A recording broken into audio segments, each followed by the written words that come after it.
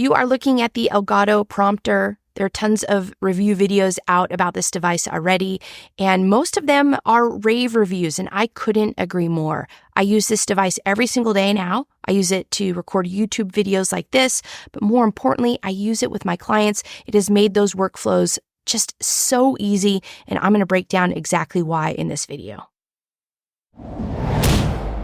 Okay, there are tons of teleprompters out on the market, and I'm going to do my best right now to explain why this one's different. And I'm going to start out with just going over what a basic teleprompter, or one that we're used to using, looks like. If you already know how a basic teleprompter works, then there are time codes down in the description, so feel free to skip this part. But when it comes to teleprompters, the way that they work is it's a piece of glass that's angled. It has a coating on it that's kind of like a mirror. And what you typically do is you'll set something on a shelf below that mirror, like your phone or a tablet. It reflects whatever it is that you're displaying on that device into the glass. And because of the angle of the glass, you can essentially see what's on that tablet or phone. The other great thing about this is that glass, that kind of mirrored glass, you can place a camera behind it. So you can read your notes as you're looking directly into the camera. That's essentially how it works. Now, some of the downsides or the challenges to going this route is that you have to have specific teleprompter software to display whatever it is that you're displaying on your phone or your tablet up into that mirror. If you don't use specific software, it's going to be backwards. And I know this sounds kind of weird. I'll try to show it here so that you can see what I'm talking about. But there's actually a lot of work that goes into using a regular teleprompter. The other thing is, the price point of a basic teleprompter could be low. So there are ones, in the $100, $200 range. But you have to have a phone or a tablet to make it work. And as you know, those run at least $600 to $1,000, plus the cost of that presentation software. So you can see that we're already getting into pretty pricey territory. Additionally, basic teleprompters, you're going to use scrolling text. That's what these teleprompter apps do, is you can put in your text into the presentation and it's going to move as you're reading. These are kind of like the credits at the end of a movie. Now, if you're not used to working with a teleprompter or working with this type of text, it takes a little bit getting used to. So that's I'm oversimplifying teleprompters, but that's the basic rundown of how you use those devices. Now, the reason why the Elgato Prompter is different right away, the price point is at $279.99 as of the recording of this video, and it comes with its own screen. So if you look out on the market for other teleprompters that come with a screen, you're looking at spending at least $1,200 or more. So that is what's really nice. Now, because it comes with a built-in screen, it actually acts as an additional monitor to your laptop or your computer. So it's going to plug directly into your computer, and what I do on my Mac is I will just drag whatever it is that I need to have appear in the teleprompter. I just drag it onto this second monitor, and now I can view it as a monitor. Now, I'm used to using a monitor every single day. I know what that looks like, so I'm very comfortable with it. It's also going to overcome the challenge of having everything look backwards while you're presenting whatever it is that you're presenting on that monitor. So when I am reflecting whatever it is that I put in this monitor onto the prompter, I'm going to see everything clearly. I'm going to be able to read it from left to right. It's up and down. I don't have to try to make adjustments for things appearing backwards. And more importantly, I can use any application that I want to present information that I want to look at while I'm using this prompter. So the easiest way to describe this is, for me, I use this for everyday conference calls. If I'm using Zoom or Google Meet or whatever video conferencing application, all I have to do is drag that screen up into the prompter's monitor, and I can navigate using my mouse. I can move around. I can click all the buttons, and everything is directly in front of the camera. I can see everybody in the meeting, and I don't have to be looking up and down. Like if I have a laptop down below and I want to make eye contact in the camera, that's how this works. And that's why this is so amazing, especially at this price point. The monitor is very easy to use and read. It's nice and bright. And again, I can use any application that I want. So the easiest use case is everyday virtual conference calls, and that's how I use this every day in the office. Now, when it comes to recording videos, I kind of touched on this earlier. Most teleprompter applications have scrolling text.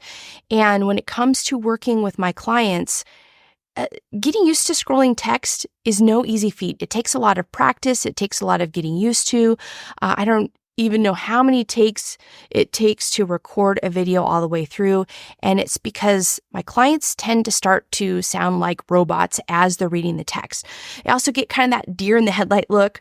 They're scrolling back and forth. They get like that crazy eye going on. And honestly, working with scrolling text in teleprompters in the past has been a headache.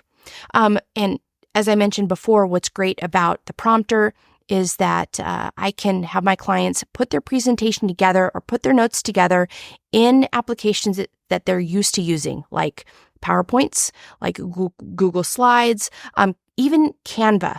All you have to do is put your presentation together, and we can display it on this second monitor or this additional monitor while we're recording, and they can have their notes right in front of them. Additionally, clients are used to using things like a mouse, or if they want to advance their slides, they're used to using a keyboard. And so what I normally do is I use a wireless keyboard. I'll place that keyboard in front of my client. I'll activate the screen on the prompter, and then all they have to do to advance through the slides is either click the space key or click the forward and back arrows. They can navigate through the presentation as much as they want, and all this while looking directly at the camera. So the main reason why the prompter makes working with clients so easy is because I'm giving them an environment that they're used to. In fact, they forget that the camera is behind that mirror, behind that prompter. They're looking at their notes right in front of them. And, if they want to do bullet points or if they want to have a full-on script, they can have that right in front of them. They're used to navigating the screen, and it makes recording with my clients so much easier because it puts their mind at ease. It makes them very comfortable right away. And this I found to be the main benefit to using the prompter in my everyday video production workflows. So in addition to virtual conference calls, I think that's pretty easy to understand the concept of using a teleprompter in that type of a situation. When it comes to client projects, I use this for everything, both virtual and also if we're just recording anything. I do virtual interviews, virtual podcasts. I also do media appearances with this. All you have to do is place whatever software you're using right here on the screen. My client is making eye contact because they're looking directly into the lens, and those live and virtual experiences are a lot easier for them because they're not looking at notes, they're not looking around, they're looking directly at the audience. Now, if we're not recording virtually, we can be doing things like recording courses, recording videos like this, YouTube videos, interviews, anything that requires notes or eye contact with the camera, I'm turning to the Elgato Prompter. It's made my life as a video production person so much easier because it puts my clients at ease, and I'm seeing that time spent in the studio is greatly decreased because everything is right here for my clients, right in front of them. They're comfortable and they can present themselves in their best light. So I've talked about lots of positives, and I'm going to talk about the negatives now. I'm just going to say the positives definitely outweigh the negatives, but here are a couple things to look out for. First of all, I don't know if you can see right here, but there is a bit of a reflection. So I'm using notes in front of me on the prompter with a white background, and it's reflecting up into the lens. So you do have to be careful, be aware that that could happen. Just use a dark background to overcome this, and with white text, and you should be all ready to go. The other thing is, this is a new product. So the product is on back order. It is worth the wait if you want to go ahead and order it. I do recommend it. It's fantastic. The software's a little buggy. I have an M1 Mac, and although the firmware and the software that comes with the prompter is updated, it's buggy and it is a little frustrating to use, but stick with it, and it's worth it to work through those issues and get it working on your computer or laptop. The other thing is the build quality. So this is lightweight. It's small in size. It doesn't take up too much room. It's not too small. It's not too big. But I am more comfortable using it here in the studio. The glass is very thin. I'm just concerned that if I take it out on site with clients, it could break. Something could happen. The glass seems like it's very easy to break. So even though the build quality is good enough, I do think that Elgato in future versions of the prompter could beef things up a little bit and also make it easier and more portable, meaning the way that this is built now is you can't fold the screen down or you can't fold the device down to make it easy to pack and transport. It's basically like a big square, so you'd have to put it in a big square box to transport it. It's fragile. So anyway, those are the downsides and things to consider if you are looking to purchase this prompter. Let me know in the comments below if the prompter is something you've been looking at and are considering purchasing, and how you would incorporate this prompter into your everyday workflow. Before heading out, be sure to hit the thumbs up if you enjoyed this video. Also subscribe if you are interested in future video production tech related videos like these. Thanks as always for tuning in, and I'll see you again in next week's video.